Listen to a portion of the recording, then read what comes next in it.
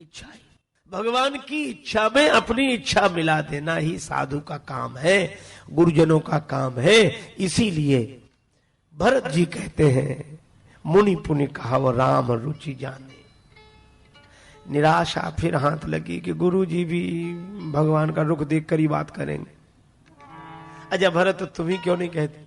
मैं रोने लगे भरत, जो सेवक साहबही संकोची।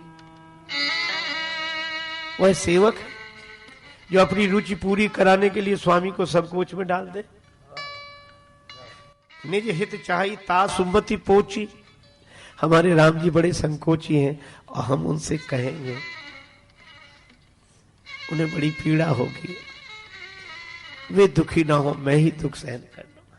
और कहूं भी तो कैसे कहूं, किस मुंह से कहूं? जो हठ करऊं तो निपट कुकरमू,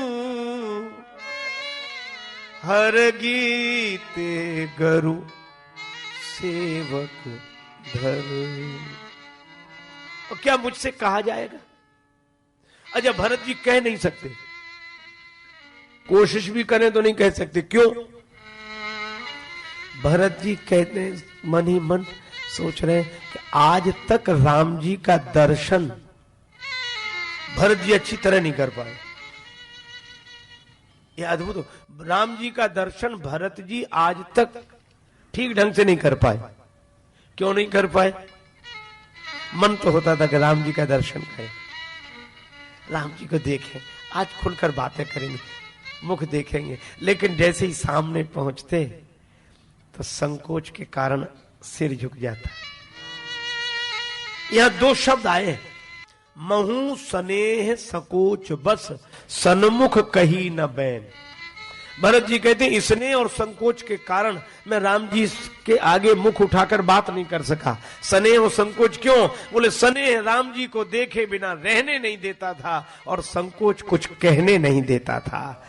स्नेह वह जिसकी वजह से रहा न जाए और संकोच वह जिसकी वजह से कहा न जाए। जो भरत आज तक राम जी की ओर मुख उठाकर देख नहीं सके, महू स्नेह सकोच बस सन्मुख कही न बैन, दर्शन त्रिपित न आज लगी प्रेम प्यासे नैन। जो मुख उठाकर देख नहीं सका वो मुख से बोलेगा कैसे? और फिर मैं तो सेवक हूं। सवेरा हो गया, पूरी रात जागे हैं भरत जी, यही सोचते सोचते एकहु जुगती न मन ठहरानी, सोचत भरतहि रैन बिहान बिहान। सोचत भरतहि रैन बिहान, सोचत भरतहि रैन बिहान।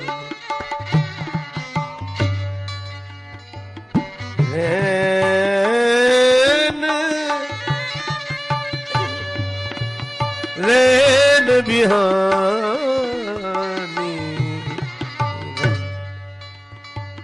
भरत ही रैन, भरत ही रैन, भरत ही।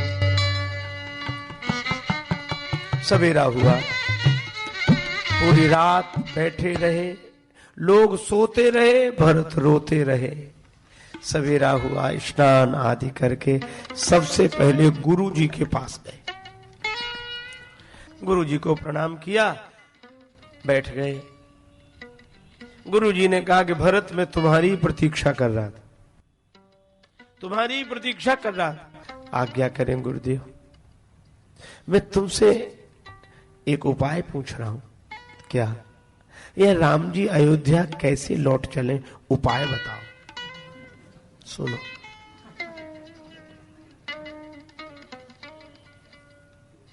ये वैसी स्थिति है कि कोर्ट में वकील मुवक्किल से पूछे कि बताओ इस मुद्दे पर हम क्या बहस करें। वो अगर बताता तो वकील की जरूरत ही क्या थी।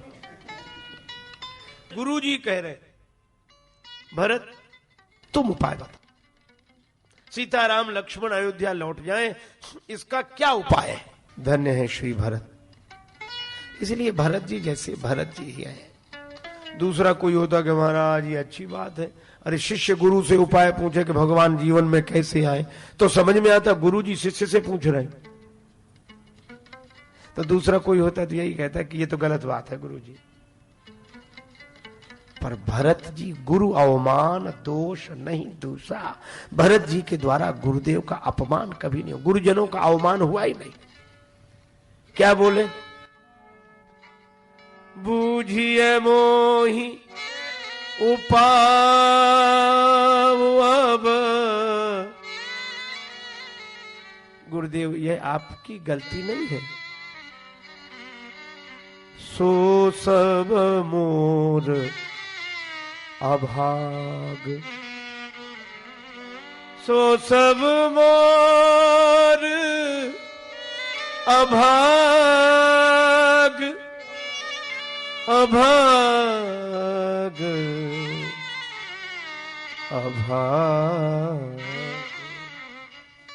गुरुदेव आप मुझसे उपाय पूछ रहे हैं कि सीताराम लक्ष्मण अयोध्या कैसे लौट चले, यह मेरा दुर्भाग्य है।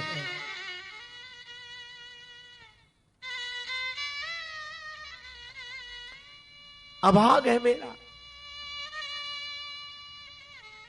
मेरा दुर्भाग्य ही आपके मुंह से बोल रहा है। सुन स्नेह मय वचन, और इतने प्रेम से भरत जी ने यह बात कही कि गुरुदेव रोने लगे। सुन स्नेह मय वचन गुरु उर उमगा अनुराग, हृदय प्रेम से भर गया, नेत्र प्रेम जल से। और भरत जी ने अपनी व्यथा भी कह दी इस पंक्ति में, बूझिए मोहि उपाव अब।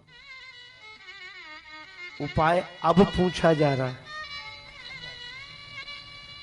इसका अर्थ है तब पूछना था, अब पूछा जा रहा, तब कब। गुरुदेव प्रार्थना करूं। हाँ बोलो भरत। पहला वरदान था भरत का राज्य तिलक, मांगू दूसरा वर कर जोरी। दूसरा वरदान था श्री राम भैया का वनवास, यही क्रम था। गुरुदेव आपको उस समय कहना चाहिए था कि दोनों वरदानों की पूर्ति होगी, लेकिन क्रम से पहले पहला वरदान पूरा होगा, उसके बाद दूसरा वरदान पूरा होगा। और मुझे बुला लिया होता कि पहले भरत का राज्य तिलक होता, और मुझे बुला लिया होता, तब मुझसे उपाय पूछा जाता तो मैं उपाय बताने लायक बचता। पर गुरुदेव आपके रहते हुए दूसरा वरदान पहले कैसे पूरा हो गया, तो तब नहीं पूछा गया, अब पूछा जा रहा। सो सब मोर अभाग, मोर अभाग, सुनि स्नेह मय वचन गुरु रूमगा अनुराग।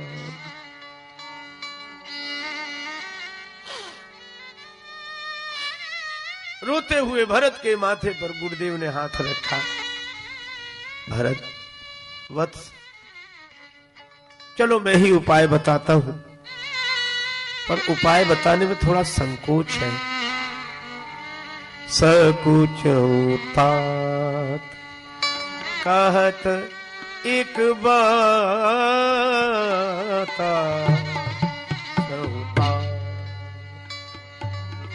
कहत एक बाता सकुच।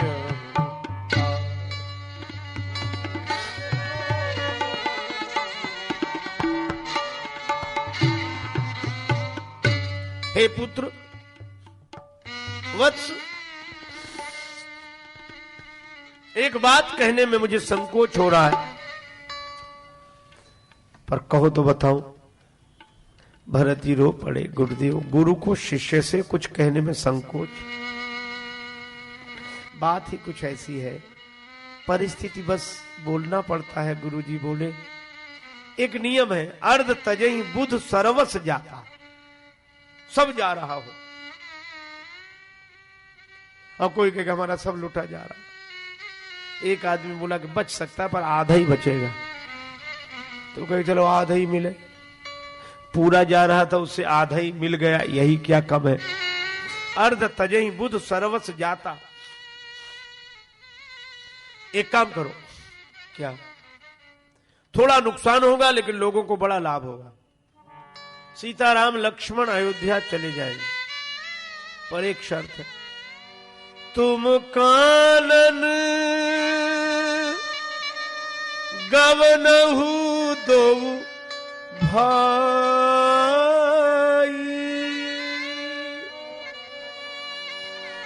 बहु रही लखन सीय रघुराम। तुम दोनों भैया भरत और शत्रुघ्न बन चले जाओ, तो श्री सीताराम लक्ष्मण अयोध्या लौट जाएंगे। यही एक उपाय है। अब इस उपाय के लिए तुम राजी हो तो बताओ। यही संकोच था मुझे। आहा। श्री भरत जी ने कहा कि गुरुदेव, यह उपाय मुझे स्वीकार है। गुरुजी तो अवाक रह गए। गुरुजी सोचते थे कि भरत यह कहेंगे। गुरुजी जानते थे कि भरत जी राम जी के बिना नहीं रह सकते। जो एक दिन अयोध्या में नहीं रह सके राम जी के बिना, वो 14 वर्ष राम जी के बिना कैसे रहेंगे वन में? जो भवन में राम जी के बिना नहीं रह सके, वो वन में राम जी के बिना कैसे रहेंगे? और वही भी 14 वर्ष तक। तो गुरुजी ने ऐसी शर्त रखी ताकि भरत इसके लिए राजी ना हो। तो गुरुजी को कहने को यह अवसर मिले कि हमने तो उपाय बताया था, अब तुम ही नहीं मान रहे हो तो हम क्या करें? अपने बचाव की बात। लेकिन भरत जी ने कहा, गुरुदेव, अगर इतनी सी छोटी सी शर्त पर राम जी अयोध्या लौट जाएं, सुनत वचन पुल के दो भ्राता, भे प्रमोद परिपूरन गाथा। उस दृश्य को देखे गुरुदेव के चरणों में भरत जी ने सिर रख दिया। आंसुओं से गुरु जी के चरण भिगो दिए। दोनों हाथ से गुरुदेव के चरण पकड़े हैं। भरत जी ने सिर ऊपर उठाया है, आंखों में आंसू भरे हैं और गुरु जी की ओर देखकर कहते हैं, गुरुदेव, क्या इतनी छोटी सी शर्त पर राम भैया, जानकी मैया, लक्ष्मण भैया अयोध्या लौट जाएंगे? गुरु जी बोले, ये छोटी शर्त है। 1-2 दिन वन में नहीं रहना है। राम जी तुम्हें मिलेंगे नहीं। 1-2 महीने की कौन कहे, 1-2 वर्ष की कौन कहे, 14 वर्ष तक तुम्हें वन में रहना पड़ेगा। तो क्या 14 वर्ष राम जी से दूर रह सकते हो? ये छोटी शर्त नहीं है। भरत जी बोले, गुरुदेव, अगर श्री राम भैया अयोध्या लौट जाएं तो मैं आपके चरणों की सौगंध करके कहता हूं कि 14 वर्ष की कौन कहे, कानन करऊं। कितने दिन? 1-2 वर्ष, 14 वर्ष नहीं। कानन करऊं जन्म भरी बासु, कानन करऊं जन्म भरी बासु, यही ते अधिक न मोर सुपासु। इससे अधिक और मेरा बस नहीं है। गुरुदेव मैं जीवन भर वन में रह सकता हूं, मुझे जिंदगी भर राम जी का दर्शन ना हो, मुझे जीवन भर राम जी न मिले।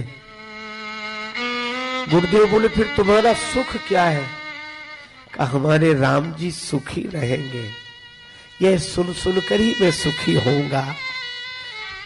राम जी का सुख ही मेरा सुख है। गुरुदेव मैं आपके चरणों में बार बार सिर रखकर प्रार्थना करता हूं, आप फैसला करा दीजिए, इस उपाय पर फैसला करा दीजिए, मैं अभी बन जाने को तैयार।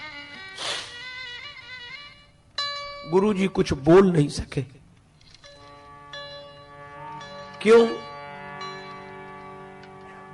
आहा, भरत महामहिमा जल राशि, मुनिमत ठाण तीर अवलासी। गुरुदेव की बुद्धि असहाय अबला हो गई और भरत तो अगाध समुद्र,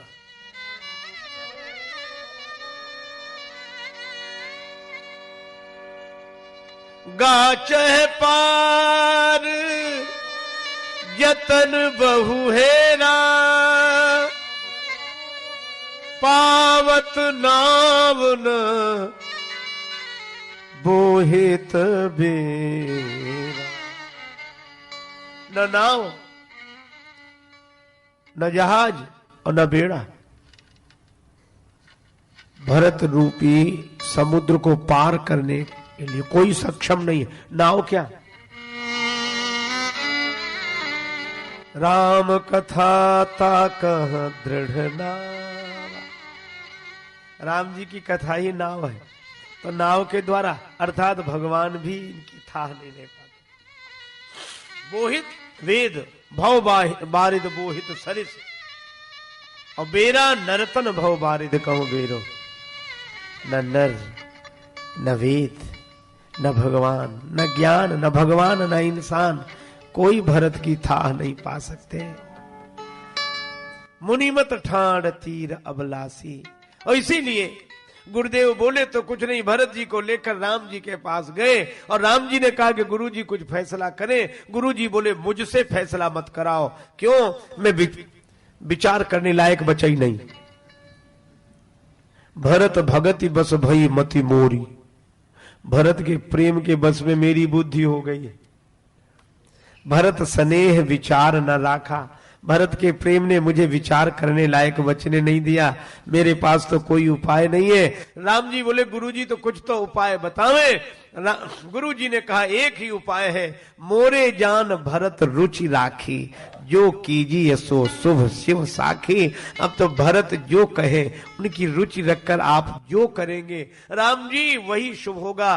गुरु वशिष्ठ रोते हुए बोले मैं शंकर भगवान को साक्षी करके कहता हूं, भरत की रुचि रखकर राम जो फैसला करेंगे वही कल्याणकारी होगा। गुरु जी को इस तरह प्रेम में भरे देखा तो राम जी सजल विलोचन हो गए। राम जी ने भी कहा राउर जा पर अस अनुरागु, को कही सके भरत कर भागु। राम जी ने भी कहा भरत कहे सोई किए भलाई, अस कही राम रहे अरगाई। भरत जो कहेंगे वही करने में भला होगा। ऐसा कह के श्री राम मौन हो गए। जिनके आगे गुरुदेव मौन हो जाए, भगवान मौन हो जाए, उन भरत की महिमा कौन कह सकता है। इसलिए अच्छा है कि हम लोग भी मौन हो जाएं।